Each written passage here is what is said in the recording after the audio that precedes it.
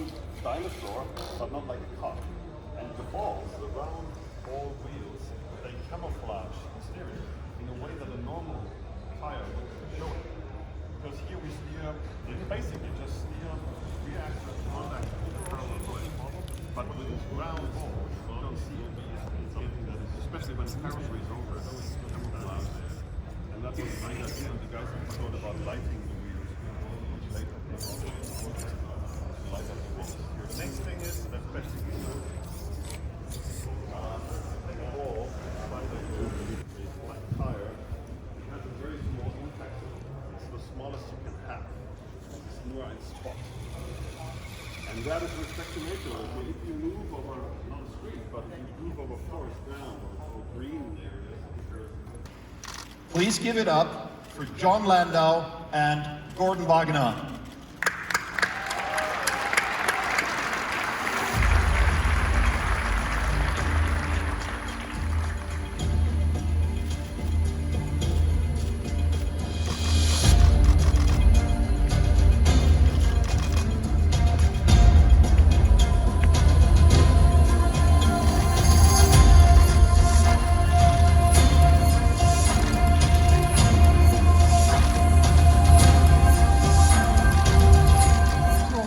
Is one that we take great inspiration from. Technology is another. Technology allows us to tell stories in ways that were not possible for, and to communicate compelling and engaging ways. And Gordon and his team have delivered that with the car. Well done, sir. I wish you all could stand here and be this close to the car because it is absolutely stunning.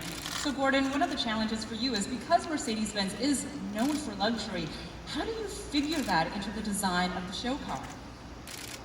Well, our ambition at Mercedes is to become the world's most loved luxury brand. And the definition of the luxury of the future is about the fusion of beauty and intelligence.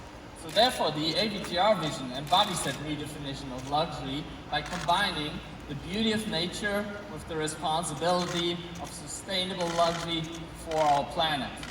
Now, we spoke about this a little bit earlier, but can you elaborate more about how this show car is actually inspired by Avatar? Of course, Jilan, yeah. In deep discussions with John and his team, we defined how our AVTR show car can actually pick up on all levels of the inspiration of the Avatar story. We created a futuristic vehicle that